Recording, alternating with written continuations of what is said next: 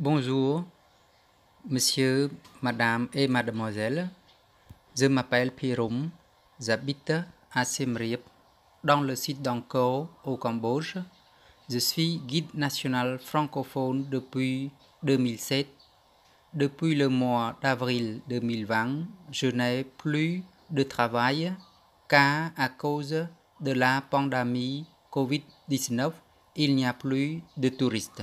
Au Cambodge, il n'y a pas d'aide sociale par l'État.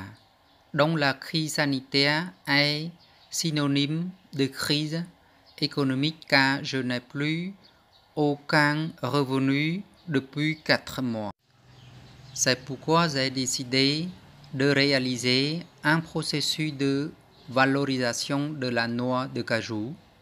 L'idée, c'est bien sûr de me gagner un revenu, mais surtout d'avoir un accès au marché local pour améliorer la vie des fermiers de noix de cajou en leur trouvant plus de débouchés grâce à un produit transformé et non brut. Ainsi, ils seront moins dépendants des autres débouchés avec les pays voisins, par exemple le Vietnam. En effet, cela permettra plus d'autonomie et indépendance pour les producteurs. J'ai aussi pour projet de faire visiter cette coopérative aux touristes quand ce secteur sera à nouveau opérationnel afin de leur faire découvrir une production typique de notre pays. Nous avons besoin de financement pour les matériaux et les machines pour le processus d'extraction. Dans la vidéo, on peut voir le grand pot pour faire cuire la noix de cajou. Ce sont des machines innovantes et semi-automatiques pour ouvrir la noix de cajou, pour le séchage et le conditionnement. Nous avons déjà acheté quelques machines, mais il reste encore à acheter celle pour le conditionnement et son film. Cela coûte $6 000 environ. Voilà. Merci d'écouter cette vidéo.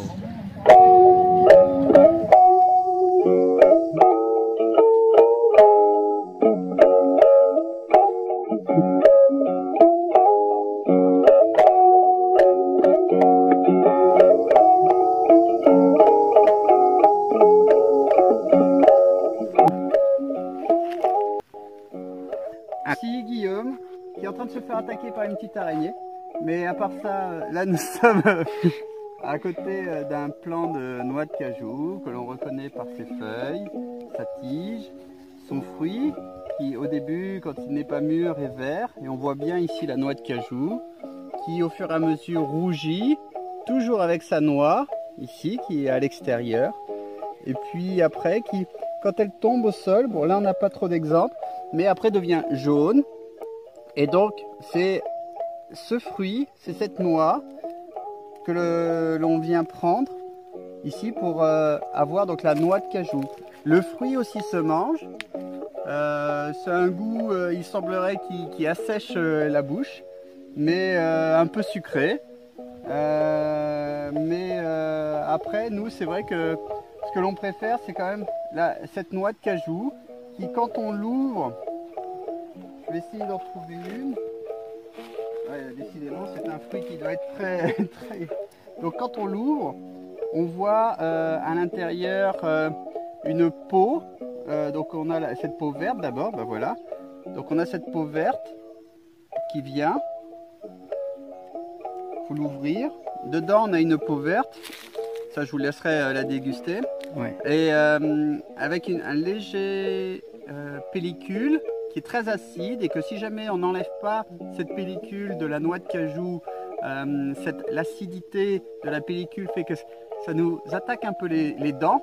Et pour ça qu'il faut bien enlever cette pellicule avant de manger la noix de cajou pour nos apéros par exemple, ou pour les petits déjeuners pour certains, hein, bien sûr. Voilà. C'est le fruit qui est accroché.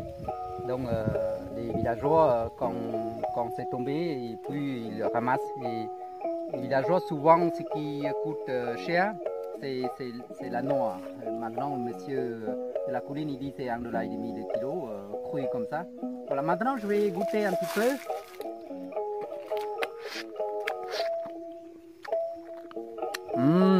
Très bon, hein.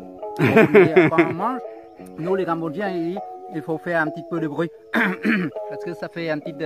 ça colle un petit peu ça. Voilà, donc c'est comme ça.